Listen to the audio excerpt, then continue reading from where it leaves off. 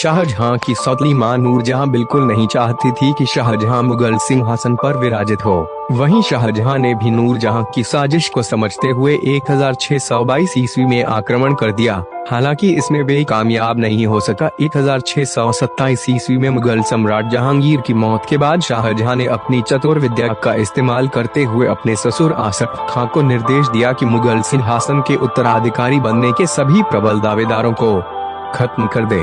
जिसके बाद आसफ खान ने चालाकी से दाबर बख्श, होशंकर, गुरुसस्प, शहरयार की हत्या कर दी और इस तरह शाहजहां को मुगल सिंहासन पर बिठाया गया। बेहद कम उम्र में भी शाहजहां को मुगल सिंहासन के उत्तराधिकारी के रूप में चुन लिया गया। साल 1628 ईस्वी में शाहजहां का राज्याभिषेक आगरा में किया गया और उन्हें अब्दुल मुजफ्फर शहाबुद्दीन मोहम्मद साहिब किरण-ए-सानी की उपाधि से सम्मानित किया गया। मुगल सिंहासन संभालने के बाद मुगल शहंशाह शाहजहां ने अपने दरबार में सबसे भरोसेमंद आसफ खां को 7000 सवार, 7000 जाते एवं राज्य के वजीर का पद दिया था। शाहजहां ने अपनी बुद्धिमत्ता और कुशल रणनीतियों के चलते साल 1628 से 1658 तक करीब 30 साल शासन किया। उनके शासनकाल को मुगल शासन का स्वर्ण युग और भारतीय सभ्यता का सबसे समृद्ध काल कहा गया है।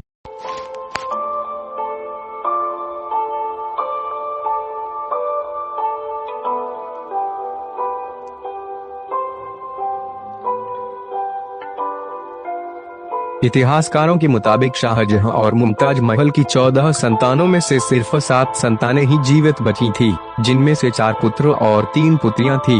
वहीं शाहजहां के चारों पुत्र दारा शिकोह, शाह शुजा, औरंगजेब, मुराद बख्श की आपस में बिल्कुल भी नहीं बनती थी, क्योंकि वे चारों ही मुगल सिंहासन पर बैठना चाहते थे। चारों के बीच उत्तराधिकारी की लड़ाई साल 1657 में ही शुरू हो गई थी।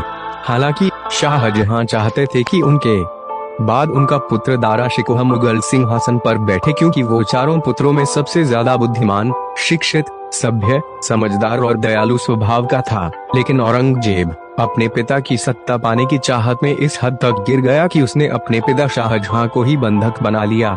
इतिहासकारों के मुताबिक साल 1658 में क्रूर पुत्र औरंगजेब ने शाहजहां को आगरा किले में कैद कर लिया था।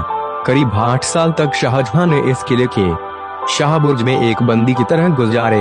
हालांकि इस समय शाहजहां की बड़ी बेटी जहां आरा मुमताज बेगम की हुबहू थी, ने साथ रहकर उसकी सेवा की थी। 31 जनवरी साल 1666 से यह महान मुगल शहंशाह शाहजहां इस दुनिया को अलविदा कह गया, जिसके बाद ताजमहल में उनकी बेगम मुमताज महल की कब्र के पास ही शाहजहां के शव को दफना दिया गया और उनकी मौत के बाद उनके पुत्र औरंगजेब छल कपट से मुगल सिंहासन की राजगद्दी पर बैठा।